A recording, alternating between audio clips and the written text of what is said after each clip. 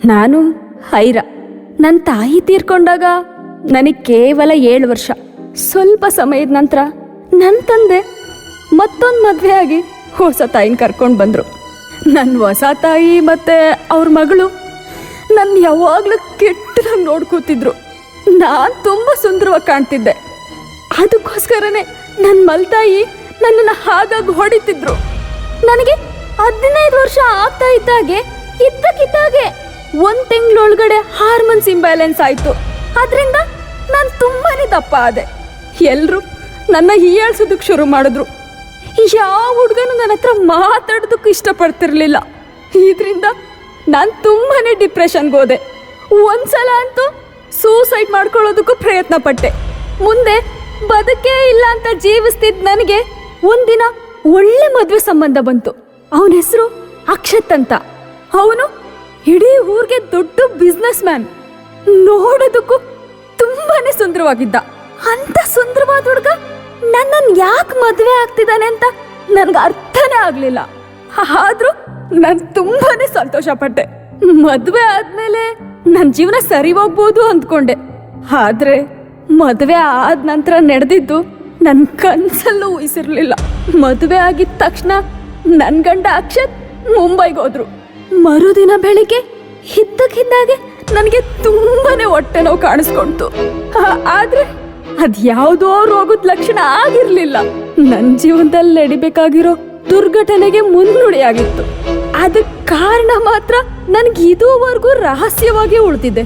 ನಾನವತ್ತು doctor ಹತ್ರ ಹೋದಾಗ, congratulation Aira, ನೀನು ತಾಯಿ ಆಗ್ತಿದ್ಯಾ. ವೈದ್ಯರು ಆ ಮಾತುಗಳನ್ನು ಕೇಳಿದ ತಕ್ಷಣ 18 ವರ್ಷದ ಐರಾಳ ಕಣ್ಣುಗಳಲ್ಲಿ ಭಯದಿಂದ ನೀರು ಇತ್ತು. ತಾನು ಗರ್ಭಿಣಿ ಹೇಗಾದೆ ಎಂದು ಅವಳಿಗೆ ಅರ್ಥನೇ ಆಗ್ಲಿಲ್ಲ. ಐರಾ ಎಷ್ಟು ಗಾಬರಿಯಾಗಿದ್ದಳೋ ಅವಳ ತಂದೆ ಕೂಡ ಅಷ್ಟೇ ಆಘಾತಕ್ಕೊಳಗಾಗಿದ್ದರು. ಡಾಕ್ಟರ್ ಮಾತನ್ನ ಕೇಳಿಸಿಕೊಂಡ ಅವರು ಐರಾ ಮೇಲೆ ಕಿರುಚಾಡೋದಕ್ಕೆ ಶುರು ಮಾಡಿದ್ರು. ಛೀ, ನೋಡೋದಕ್ಕೆ ಅಸಹ್ಯ ಆಗುವಷ್ಟು ದಪ್ಪವಾಗಿದ್ದೆ. ನಿನ್ನ ಮದ್ವೆ ಆಗಕ್ಕೆ ಯಾರು ರೆಡಿ ಇರ್ಲಿಲ್ಲ. ನನ್ನ ಮುಖ ನೋಡಿ ಅಕ್ಷತ್ ಕುಟುಂಬದವರು ನಿನ್ನ ಸೊಸೆಯಾಗಿ ಮಾಡ್ಕೊಳಕ್ ಒಪ್ಪಿದ್ರು. ಆದ್ರೆ ನೀನು ನಮ್ ಬದುಕನ್ನ ಸರ್ವನಾಶ ಮಾಡ್ಬೇಕು ಅಂತ ಅನ್ಕೊಂಡಿದ್ಯಾ ಅಲ್ವಾ? ನಿನ್ನೆಯಷ್ಟೇ ಮದ್ವೆ ಆಗಿರೋ ನೀನು ಇವತ್ತು ಗರ್ಭಿಣಿ ಆಗೋದಕ್ಕೆ ಹೇಗೆ ಸಾಧ್ಯ? ಅಕ್ಷತ್ ಮದ್ವೆ ಆದ ಕೂಡ್ಲೆ ಮುಂಬೈಗೆ ಹೋದ. ಹೀಗಿರೋವಾಗ ಇದೆಲ್ಲ ಹೇಗೆ ಸಾಧ್ಯ? ನಿಜ ಹೇಳು, ಮದುವೆಗೆ ಮುಂಚೆ ನೀನು ಅಕ್ಷತ್ ಏನಾದ್ರೂ ಒಂದಾಗಿದ್ರಾ? ಇಲ್ಲ ಅಪ್ಪ, ನಿನ್ನೆನೆ ನಾನು ಫಸ್ಟ್ ಟೈಮ್ ಅಕ್ಷತ್ನ ಮದ್ವೆ ಮಂಟಪದಲ್ಲೇ ಭೇಟಿಯಾಗಿದ್ದು. ಅವನು ಸರಿಯಾಗಿ ನನ್ನ ಮುಖನ ನೋಡೋದಕ್ಕೆ ಇಷ್ಟಪಡೋದಿಲ್ಲ. ಅಂಥದ್ರಲ್ಲಿ ಅವ್ನು ನಾನು ಟಚ್ ಮಾಡೋದು ದೂರದ ಮಾತು. ಛೀ, ನಾಚಿಕೆ ಇಲ್ದವಳೆ. ಹಾಗಾದ್ರೆ ಯಾವನ್ ಜೊತೆನೆ ಹೋಗಿದ್ದೆ? ನೀನ್ ದಪ್ಪ ಇರೋದಕ್ಕೆ ಪ್ರತಿದಿನ ನಾನ್ ಎಲ್ರಿಂದ ಅವಮಾನಕ್ಕೊಳಗಾಗ್ತಿದ್ದೆ. ಈಗ ನೋಡಿದ್ರೆ ಈ ಅವತಾರ. ಅಕ್ಷತ್ ಕುಟುಂಬದವ್ರಿಗೆ ಈ ವಿಷಯ ತಿಳಿದ್ರೆ ಏನಂತಾರೋ ಏನೋ. ನಾನೇನು ತಪ್ಪು ಮಾಡಿಲ್ಲ ಅಪ್ಪ. ಇದು ಹೇಗಾಯ್ತು ಅಂತ ನನಗೆ ಗೊತ್ತಾಗ್ತಿಲ್ಲ. ನೋಡು ಐರಾ, ನೀನು ಈ ಮಗುನ ಅಬಾರ್ಷನ್ ಮಾಡಿಸ್ಬೇಕು. ಇಲ್ಲ ಅಂದ್ರೆ ಈ ಸಮಾಜದಲ್ಲಿ ಬದುಕೋಕ್ಕಾಗೋದಿಲ್ಲ. ಆಗ ಡಾಕ್ಟರ್ ಐರಾ ತಂದೆ ಸೂರ್ಯಪ್ರಕಾಶ್ ಮಾತಿಗೆ ಅಡ್ಡಿಪಡಿಸ್ತಾ ಹೇಳ್ತಾರೆ. ನೋಡಿ ಸರ್, ಐರಾ 4 ತಿಂಗಳು ಗರ್ಭಿಣಿ. ಈಗ ಅಬೋರ್ಷನ್ ಮಾಡೋದಕ್ಕಾಗಲ್ಲ. ಐ ಆಮ್ ಸಾರಿ.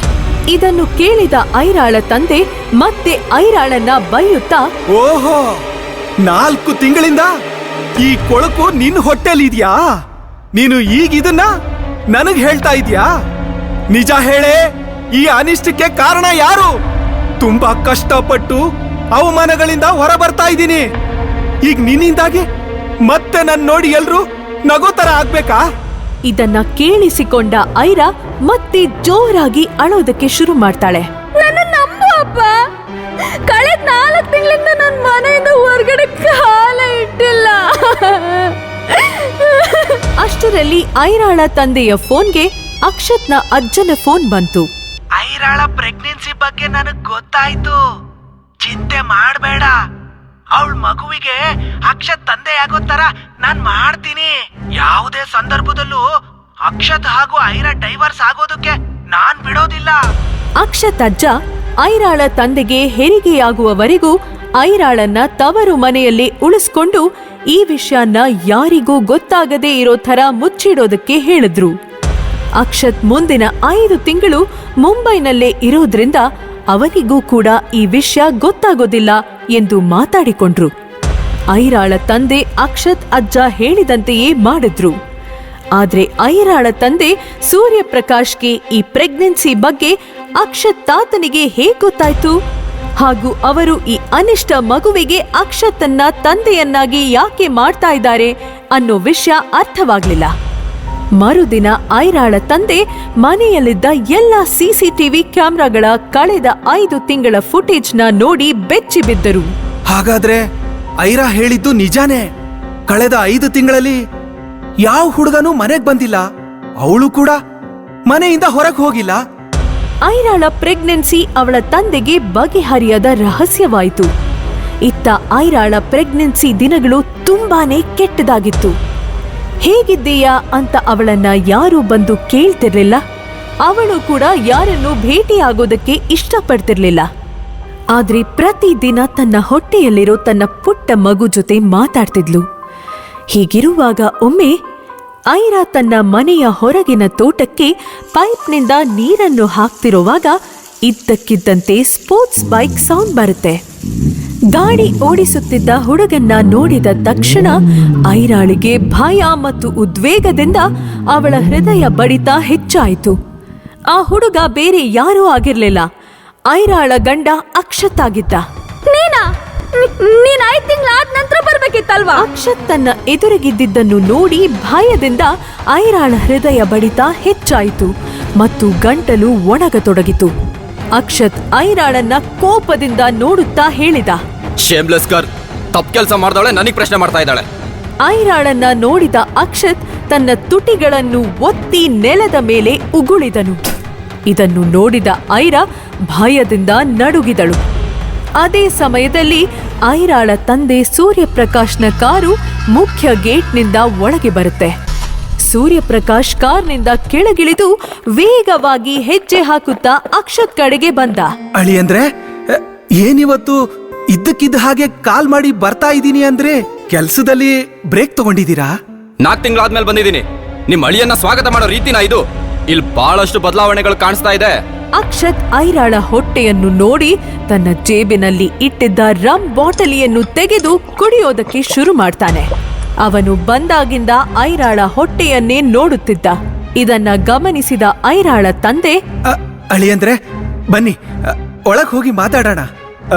ನೀವೇನಾದ್ರೂ ಡಿವೋರ್ಸ್ ಕೊಡೋದಕ್ಕೇನಾದ್ರೂ ಬಯಸಿದ್ರೆ ನನಗೆ ನಿಮ್ ಮನಸ್ಥಿತಿ ಅರ್ಥ ಆಗುತ್ತೆ. ಆದ್ರೆ ಇದನ್ನ ಕೇಳಿ ಅಕ್ಷತ್ ಕಿರ್ಚಾಡೋದಕ್ಕೆ ಶುರು ಮಾಡ್ತಾನೆ.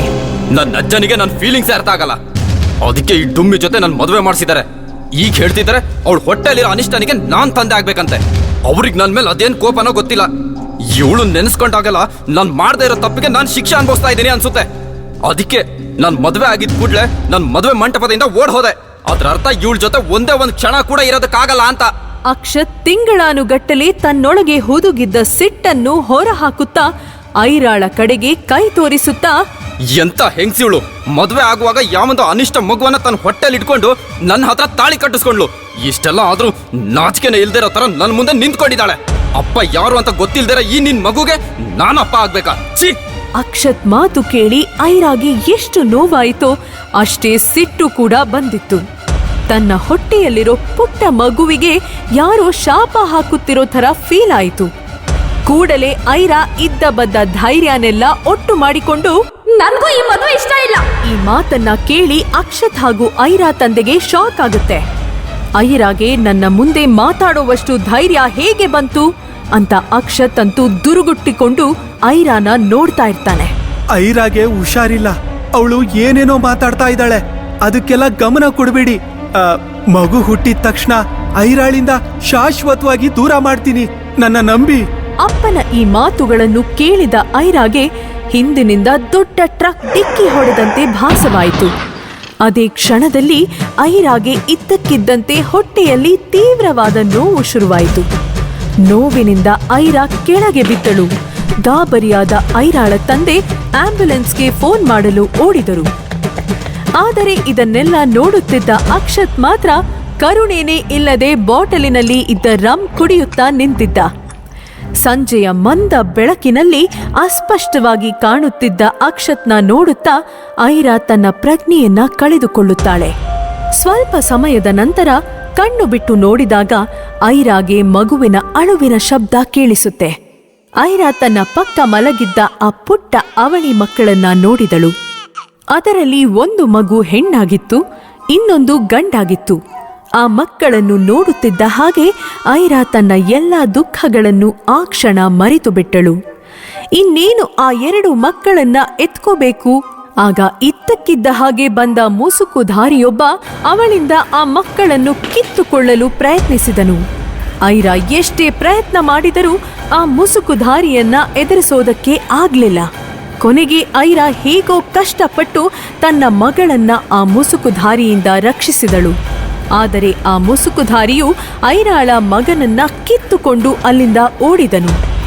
ಈ ಘಟನೆಯಾದ ನಂತರ ಐರಾಳ ಆರೋಗ್ಯ ದಿನದಿಂದ ದಿನಕ್ಕೆ ಹದಗೆಡೋದಕ್ಕೆ ಶುರುವಾಯಿತು. ಹಾಗಾಗಿ ಆಕೆಯ ತಂದೆ ಐರಾಳನ್ನ ಅಮೆರಿಕಾನಲ್ಲಿರುವ ಅವಳ ಚಿಕ್ಕಮ್ಮನ ಮನೆಗೆ ಕಳುಹಿಸಿದರು.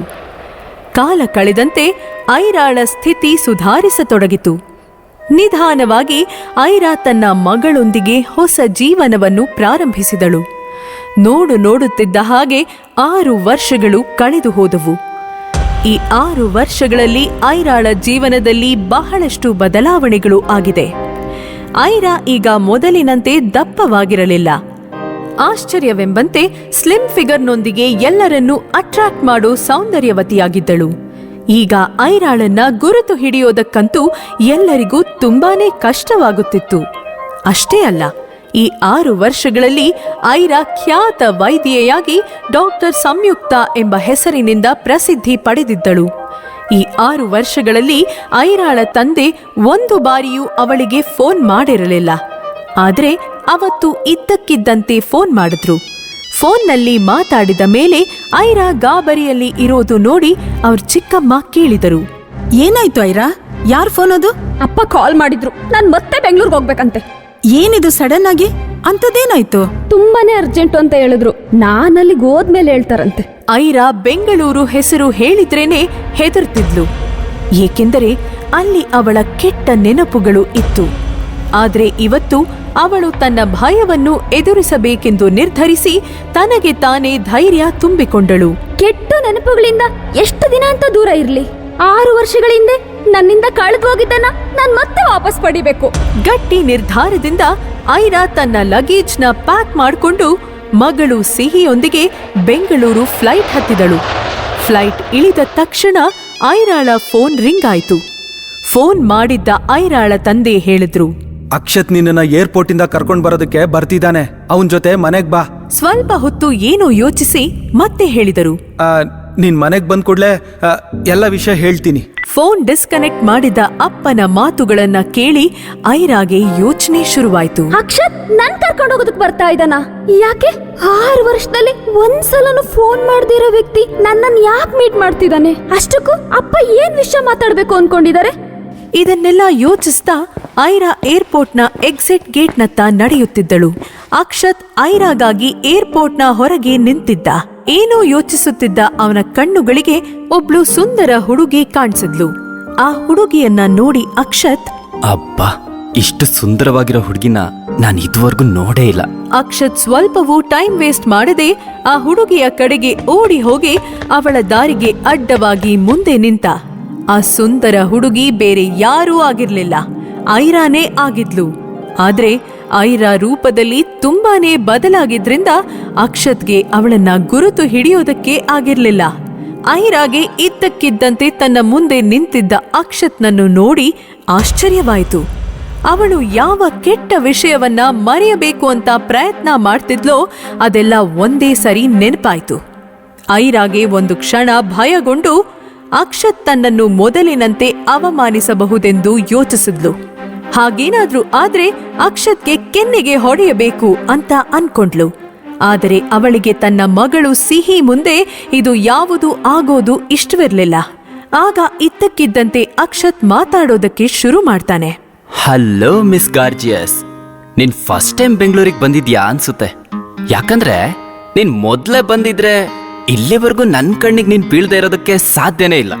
ಆಗ ಐರಾ ಅಕ್ಷತ್ನ ಮಾತಿಗೆ ಗಮನ ಕೊಡದೆ ಪಕ್ಕಕ್ಕೆ ಸರಿದು ಟ್ಯಾಕ್ಸಿನ ಕರೆಯೋದಕ್ಕೆ ಶುರು ಮಾಡಿದ್ಲು. ಟ್ಯಾಕ್ಸಿ ಟ್ಯಾಕ್ಸಿ ಅಕ್ಷತ್ ತನ್ನನ್ನು ಗುರುತಿಸುವುದು ಐರಾಗೆ ಇಷ್ಟವಿರಲಿಲ್ಲ. ಆದ್ರೆ ಅಕ್ಷತ್ ಕೂಡ ಸೋಲನ್ನು ಒಪ್ಪಿಕೊಳ್ಳುವವನಲ್ಲ.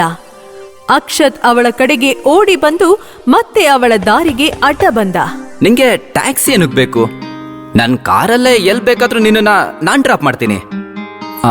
ಅಂದಹಾಗೆ ಈ ಪುಟ್ಕೊಂಬೆ ಯಾರು? ಸಿಹಿಯನ್ನ ಹತ್ತಿರ ಹೋಗಿ ಅವಳ ಕೆನ್ನೆಯನ್ನ ಮುದ್ದಿಸಿದ. ಓ, ಅರ್ಥ ಆಯ್ತು. ಇವಳು ನಿನ್ ತಂಗಿ ಅಲ್ವಾ? ಇದನ್ನು ಕೇಳಿ ಸಿಹಿ ಜೋರಾಗಿ ನಕ್ಕಳು.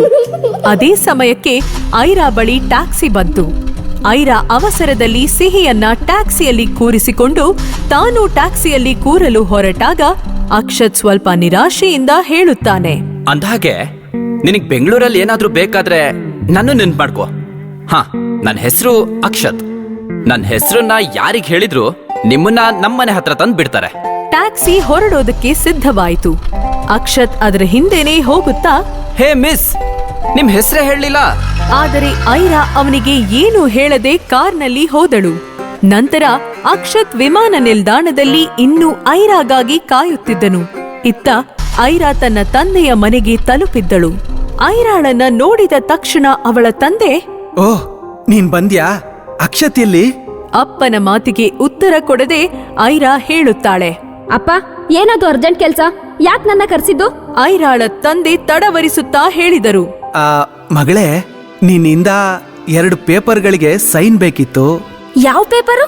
ಮತ್ತೆ ಮಗಳೇ, ನೀನು ಮತ್ತೆ ಅಕ್ಷತ್ ಕಳೆದ 6 ವರ್ಷಗಳಿಂದ ಬೇರೆ ಬೇರೆ ಇದ್ದೀರಾ. ನೀನು ನಿನ್ ಜೀವನದಲ್ಲಿ ಸಂತೋಷವಾಗಿದೀಯಾ. ಈಗ ಅವನು ಕೂಡ ಹೊಸ ಜೀವನ ಶುರು ಮಾಡ್ಬೇಕು ಅಂತ ಇದ್ದಾನೆ. ಹಾಗಾಗಿ ನೀವಿಬ್ರು ಡೈವರ್ಸ್ ತಗೊಳ್ಳೋದೇ ಒಳ್ಳೇದು. ನೀನು ಡೈವರ್ಸ್ ಪತ್ರಕ್ಕೆ ಸೈನ್ ಹಾಕ್ಬೇಕು. ಇದನ್ನು ಕೇಳಿ ಐರಾ ತಕ್ಷಣ ಹೇಳಿದಳು, ನನಗೋಕೆ. ಎಲ್ ಸೈನ್ ಮಾಡ್ಬೇಕು ಹೇಳಿ? ಐರಾಳ ತಂದೆ ಅವಳಿಗೆ ಒಂದು ಡಾಕ್ಯುಮೆಂಟ್ ಕೊಟ್ಟರು. ಐರಾ ಯಾವುದೇ ಪ್ರಶ್ನೆ ಮಾಡದೆ ಅದರ ಮೇಲೆ ಸೈನ್ ಮಾಡಿ, ಅಂದಾಗೆ ಅಪ್ಪ, ಅಕ್ಷತ್ ಅವ್ರ ಅಜ್ಜ ಡೈವರ್ಸ್ ಬೇಡ ಅಂತಿದ್ರು, ಅವರಿದಕ್ಕೆ ಒಪ್ಪಿದಾರ? ಐರಾಳ ಈ ಪ್ರಶ್ನೆಗೆ ಅವಳ ತಂದೆ ಹೇಳಿದರು, ಬಹುಶಃ ನಿನಗೆ ಸರಿಯಾಗಿ ಕೇಳಿಲ್ಲ ಅನ್ಸುತ್ತೆ. ನಾನು ಹೇಳಿದ್ದು ನೀನು 2 ಪೇಪರ್ಗಳಿಗೆ ಸೈನ್ ಹಾಕಬೇಕು ಅಂತ. ಒಂದು ಡೈವರ್ಸ್ ಪೇಪರು, ಇನ್ನೊಂದು ಅಕ್ಷತ್ ಅಜ್ಜ ಬಯಸಿದ್ದ ಆ ಪೇಪರ್ಗೆ. ಐರಾಳ ತಂದೆ ಮತ್ತೊಂದು ಪೇಪರ್ ಡಾಕ್ಯುಮೆಂಟ್ನ ಐರಾ ಕಡೆಗೆ ತಳ್ಳಿದರು. ಐರಾ ಆ ಡಾಕ್ಯುಮೆಂಟ್ನಲ್ಲಿ ಇದ್ದ ಪುಟಗಳನ್ನು ಓದಲು ಪ್ರಾರಂಭಿಸಿದಾಗ ಅವಳಿಗೆ ಭೂಮಿಯೇ ಕುಸಿದ ಹಾಗಾಯಿತು. ಅವಳು ಕೋಪದಿಂದ ಕುದಿಯುತ್ತಾ ತನ್ನ ತಂದೆಗೆ ಹೇಳಿದಳು, ಒಬ್ಬ ತಂದೆಯಾಗಿ ಈ ಪೇಪರ್ ಸೈನ್ ಮಾಡೋದಕ್ಕೆ ನಿಮ್ ಮಗಳನ್ನ ಹೇಗಾದ್ರೂ ಕೇಳಿದ್ರಿ ಅಪ್ಪ? ಅಕ್ಷತ್ ಅಜ್ಜನ ಈ ಕೆಟ್ಟ ಕಂಡೀಷನ್ಗೆ ನೀವ್ ಹೇಗ್ ಒಪ್ಕೊಂಡ್ರಿ ಅಪ್ಪ? ಹಾ, ನನಗೆ ಈಗ ಗೊತ್ತಾಯ್ತು ನನ್ ಪ್ರೆಗ್ನೆನ್ಸಿ ಬಗ್ಗೆ ಅಕ್ಷತ್ ಅವ್ರ ಅಜ್ಜನ್ಗೆ ಹೇಗ್ ಗೊತ್ತಾಯ್ತು ಅಂತ. ಅಷ್ಟೇ ಅಲ್ಲ, ಯಾಕವ್ರು ನನ್ ಮಗುಗೆ ಅಕ್ಷತ್ನ ತಂದೆ ಮಾಡೋದು ಕೊಟ್ಟಿದ್ದಾರೆ ಅನ್ನೋದು ನನಗೆ ಹೀಗ ಅರ್ಥ ಆಗ್ತಿದೆ. ಅಷ್ಟಕ್ಕೂ ಅಕ್ಷತ್ ಅಜ್ಜ ಹಾಕಿದ ಆ ಕೆಟ್ಟ ಕಂಡೀಷನ್ ಏನು? ಐರಾ ಗಾಬರಿಯಾಗುವಂಥದ್ದು ಆ ಪೇಪರ್ನಲ್ಲಿ ಏನು ಬರೆದಿತ್ತು? ಅಷ್ಟಕ್ಕೂ ಅಕ್ಷತ್ ಅಜ್ಜ ಐರಾಳ ಮಗುವಿಗೆ ಅಕ್ಷತ್ನ ತಂದೆ ಮಾಡೋದಕ್ಕೆ ಹೊರಟಿದ್ದು ಯಾಕೆ? ಐರಾಳ ಪ್ರೆಗ್ನೆನ್ಸಿ ರಹಸ್ಯವೇನು? ಐರಾಳ ಬದುಕಿನ ನಿಗೂಢವಾದ ರಹಸ್ಯಗಳನ್ನ ತಿಳ್ಕೋಬೇಕಂದ್ರೆ ಈಗ್ಲೇ ಡೌನ್ಲೋಡ್ ಮಾಡಿ ಪಾಕೆಟ್ FM.